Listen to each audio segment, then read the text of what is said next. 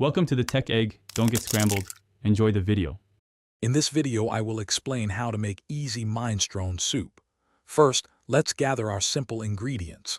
You'll need 2 tablespoons of olive oil, 1 chopped onion, and 2 cloves of minced garlic to start our flavor base. Then, have ready 4 cups of vegetable broth and 1/14, 5-ounce can of diced tomatoes. Don't forget 1 15-ounce can of cannellini beans and 1 cup of small pasta, like ditalini. Now let's get cooking. Heat 2 tablespoons of olive oil in a large pot over medium heat for about 2 minutes. Add your chopped onion and minced garlic, sautéing them for approximately 5 minutes until they become fragrant and softened. This step builds a wonderful foundation for your soup.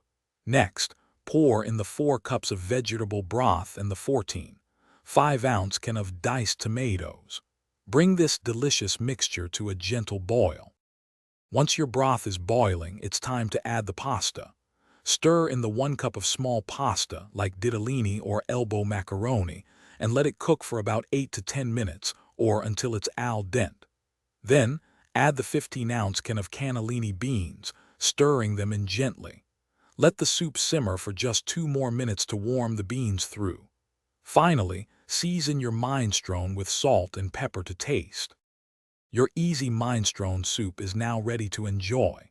Ladle it into bowls and garnish with some fresh parsley or a sprinkle of grated Parmesan cheese for an extra touch of flavor.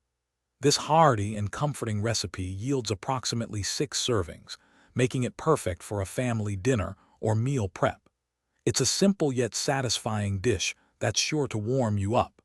Don't forget to check the description for a link to Darn Tough Socks and other great deals. Thanks for watching. Consider subscribing if I helped unscramble your problems.